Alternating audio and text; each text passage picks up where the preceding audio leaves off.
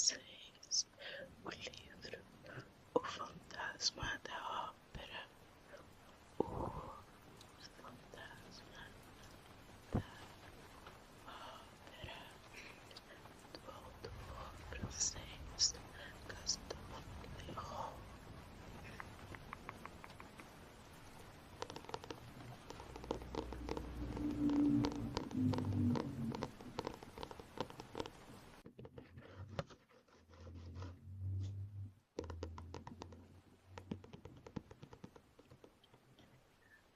A edição que eu tenho é da editora Príncipes. Editora Príncipes.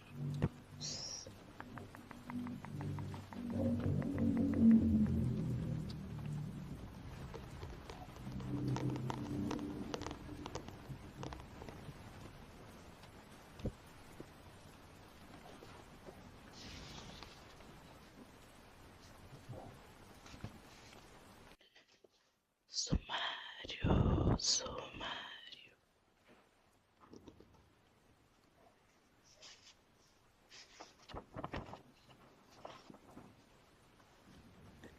Dedicatória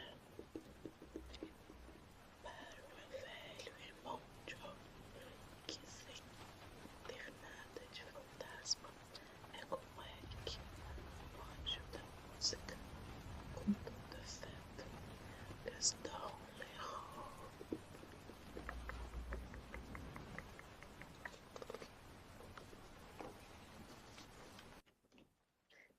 Prefácio, onde o autor desta obra singular conta ao leitor como foi levado a ter certeza de que o fantasma da ópera realmente existiu. O fantasma da ópera existiu.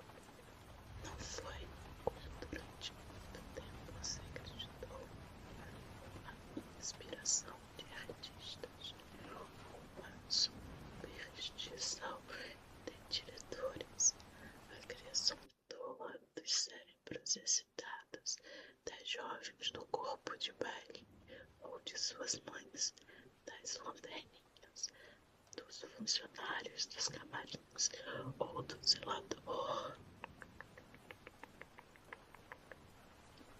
Sim, ele existiu em carne e osso, apesar de ter adotado a aparência completa de um verdadeiro fantasma, isto é, de uma sombra.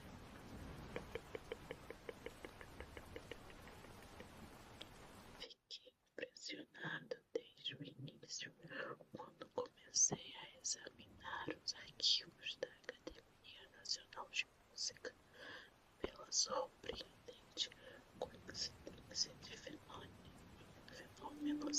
atribuídos ao fantasma. O mais misterioso, o mais fantástico dos dramas, eu logo fui tomado pela ideia de que talvez fosse possível explicar racionalmente isto por aquilo.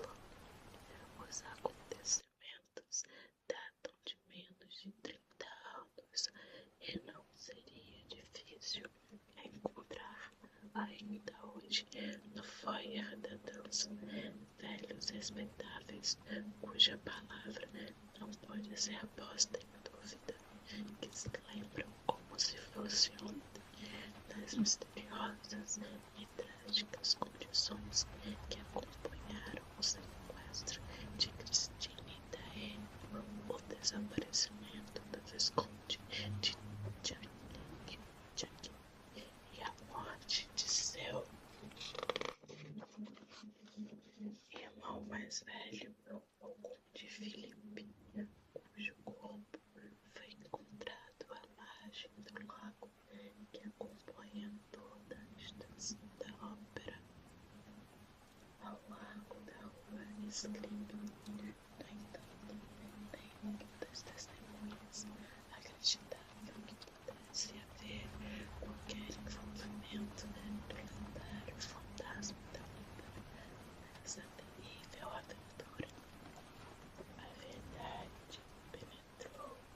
de forma lenta em minha mente, conturbada por uma investigação que esbarrava a todo momento em acontecimentos que à primeira vista poderiam ser julgados como sobrenaturais, e mais de uma vez estive muito perto de abandonar a tarefa que me esgotava em perseguir uma imagem vã sem nunca a alcançar.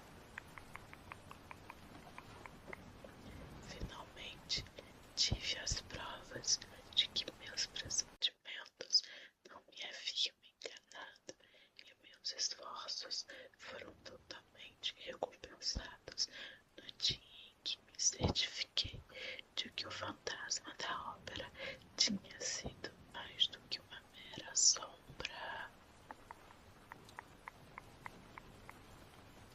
Naquele dia, eu havia passado longas horas na companhia de Memórias de um Diretor, uma obra simples do cético Moncharmin, que durante o seu tempo na ópera não havia entendido nada da conduta do fantasma e por isso tirou tanto sarro quanto pôde, mesmo sendo ele vítima da curiosa operação financeira que acontecia dentro do envelope mágico.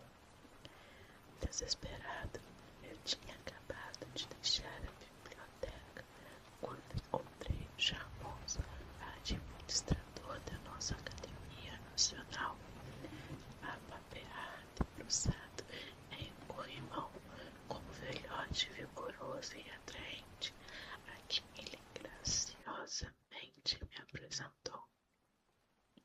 O senhor administrador estava ciente das minhas pesquisas e sabia da tamanha impaciência com que eu tinha tentado em vão descobrir em que ponto o juiz de instrução, Sr. Fauri, havia abandonado o famoso caso do Shankly.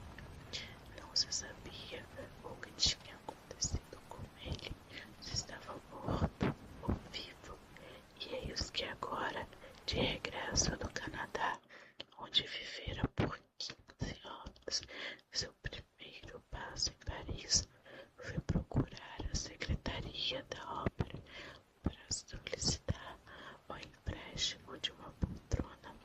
O tal velhote era o próprio Sr. Fauri. Sr. Fauri.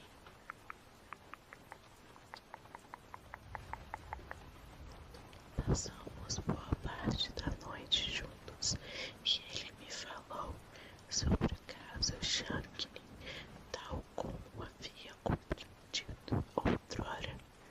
Vira-se obrigado a concluir, por falta de evidências, que o Visconde tinha enlouquecido e que o irmão mais velho havia morrido acidentalmente, mas permaneceu convencido de que um drama terrível tinha ocorrido entre os dois irmãos, envolvendo Christine Daae.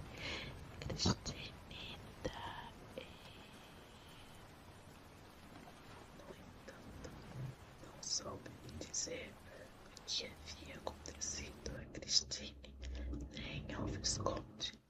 Claro que quando lhe falei do fantasma, ele apenas sorriu.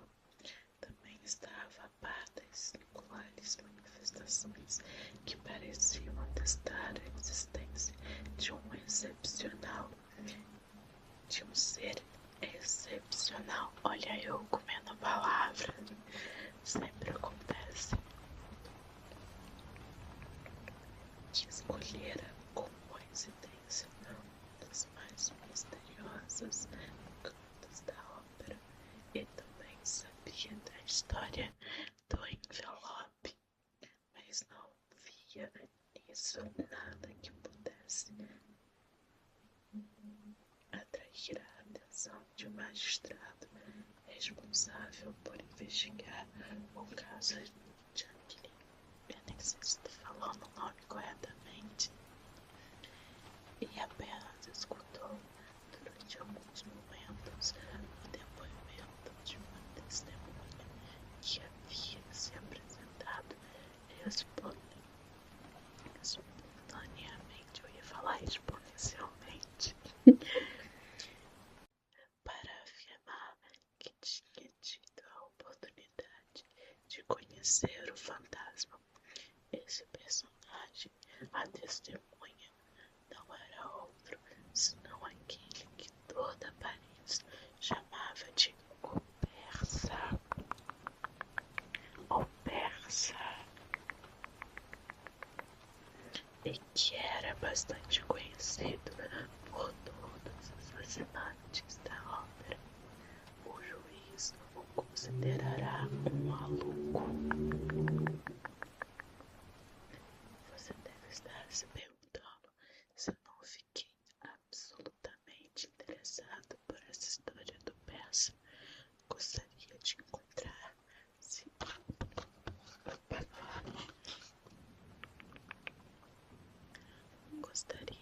encontrar se ainda houvesse tempo essa preciosa e original testemunha. Minha boa sorte retornou e consegui encontrá-lo em seu pequeno apartamento da rua Ivória, onde vivia desde aquela época e onde viria a falecer 5 meses após minha visita. No início, fiquei bastante desconfiado, mas quando o Persa contou com uma cantora infantil tudo o que sabia pessoalmente sobre o fantasma, e me entregou provas de sua existência, especialmente a estranha correspondência de Christine Daae, que esclareceria de maneira tão deslumbrante seu terrível destino. Já não era mais possível duvidar. Não, o fantasma não era um mito. Estou ciente de que, como disseram, toda aquela correspondência poderia não ser autêntica e que poderia ter sido produzida uma a uma por um homem cuja imaginação certamente tinha sido alimentada por sedutores ocultos. Mas felizmente encontrei a grafia de Christine para além do famoso pacote de cartas e, consequentemente, pude desfrutar de um estudo comparativo que removeu todas as minhas hesitações. Também me informei sobre o Persa e pude atestar que era um homem honesto, incapaz de inventar uma trama que pudesse enganar a justiça.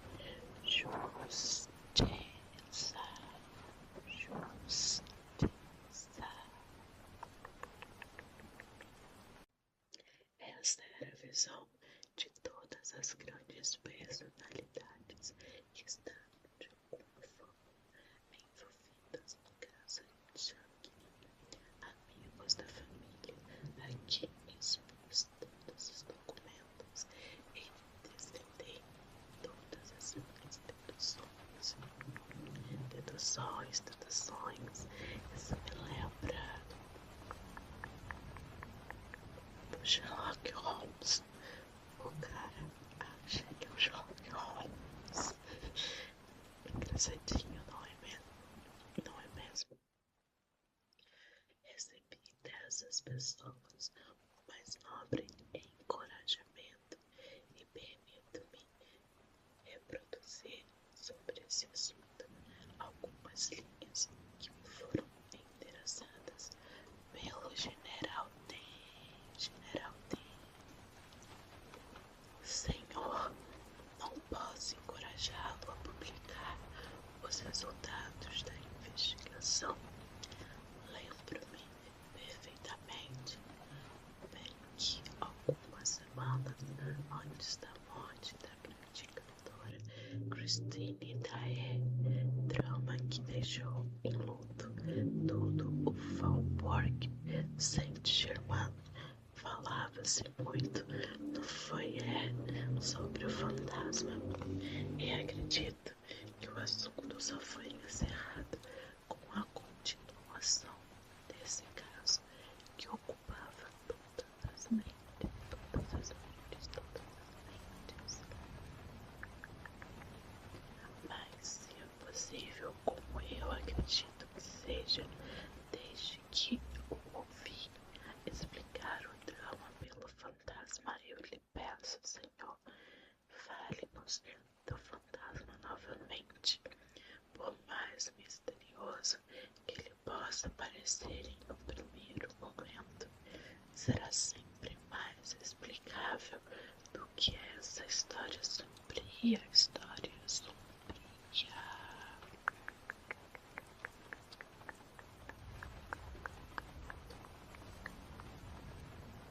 em que pessoas mal intencionadas queriam ver dois irmãos que se adoraram durante toda a vida se destruírem até a morte. Acredito que etc, etc, etc. Enfim, como o dossiê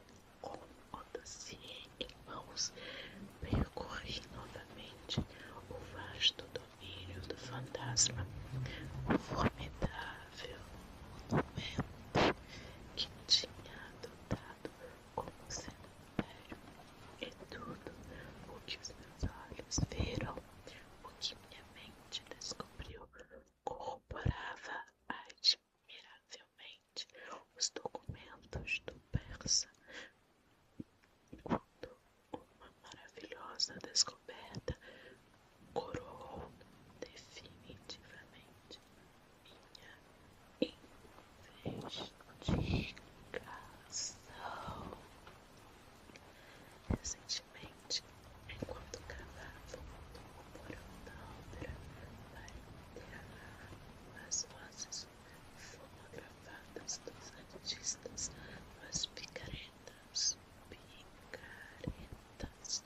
dos operários desenterraram o cadáver. Então, eu finalmente encontrei evidências de que aquele era o cadáver do fantasma da ópera. Entreguei a prova pessoalmente ao próprio administrador. E agora me é indiferente que os jornais digam que o que encontramos lá foi o corpo de uma vítima da comuna. Os infelizes que foram massacrados na comuna, nos subsolos da ópera, não foram enterrados daquele lado. Sei apontar exatamente onde seus esqueletos foram encontrados, bem longe daquela imensa cripta onde haviam acumulado durante o cerco todo tipo de provisões. Cheguei a essa trilha enquanto procurava precisamente os restos do fantasma da ópera, que não teria encontrado sem essa oportunidade inédita de acompanhar o enterro das vozes vivas, vivas, vivas, vivas. Mas voltaremos a falar sobre esse cadáver e sobre o que fazer com ele mais tarde. Agora, importa terminar este muito necessário prefácio agradecendo os modestos comparsas com o senhor comissário de polícia e Freud,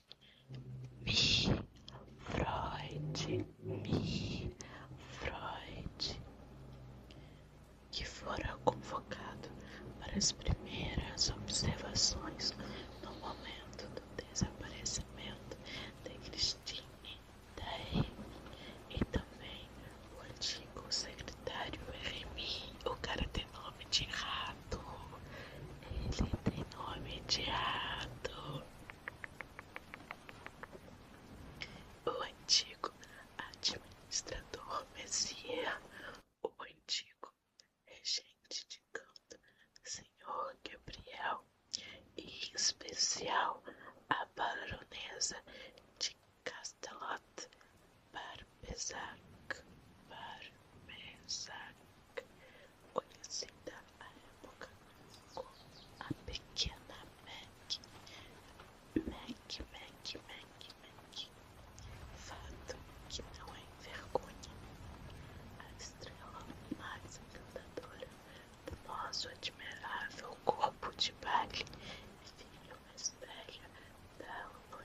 Nossa Senhora Giri, Giri. Nunca saberemos o termo correto. Antiga lanterninha que morreu no camarote do fantasma. Camarote, camarote, camarote do fantasma. Todas essas pessoas me foram de grande ajuda e graças a ela poderei juntamente com o leitor reviver em seus mínimos detalhes essas horas de puro amor e medo. Essa foi a primeira leitura do livro O Fantasma da Ópera, em especial o prefácio. Tem duas coisas que eu deixei para trás. A primeira são as anotações que tem no livro mostrando o que significa cada palavra, e a segunda foi o sumário. Eu não li o sumário.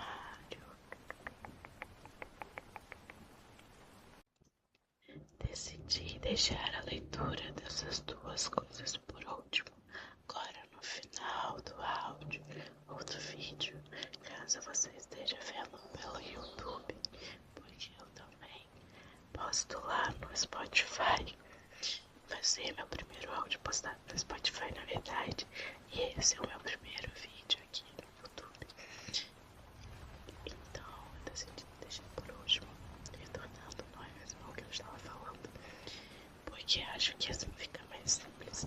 Caso vocês acham que é melhor falar essas anotações ao longo da leitura, podem deixar nos comentários, tá bom?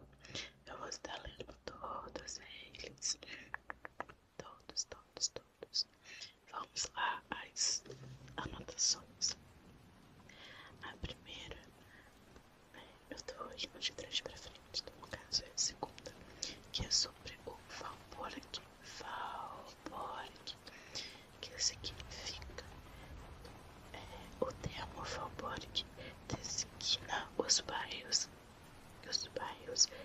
que ficam fora dos limites de um centro.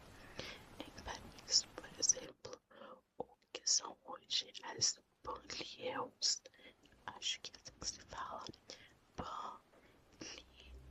eu acho que li errado, banlieues, acho que eu tô lendo mais errado ainda, chamadas de subúrbios ou periferias em português, eram antes chamadas de Valborgs.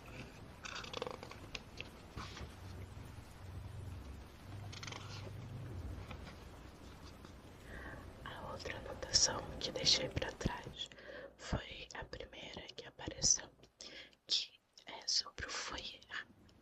Foyer é uma palavra da língua francesa que designa os espaços do teatro ou da ópera em que os espectadores aguardam o início ou reinício do espetáculo.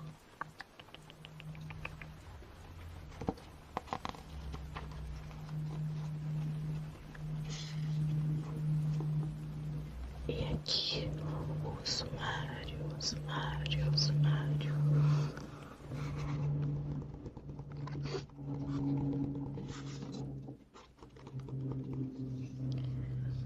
Na página 9 começa o nosso prefácio. Aí temos a primeira parte, a segunda parte e o epílogo. Como são bastante coisas que tem, bastante capítulos que tem na primeira e segunda parte, o que eu pretendo fazer é, quando iniciar a leitura, é ler a primeira parte e aí capítulo tal, página tal e assim por diante até o fim do livro. É isso. Muito obrigada por me acompanhar na leitura desse clássico que é O Fantasma da Ópera.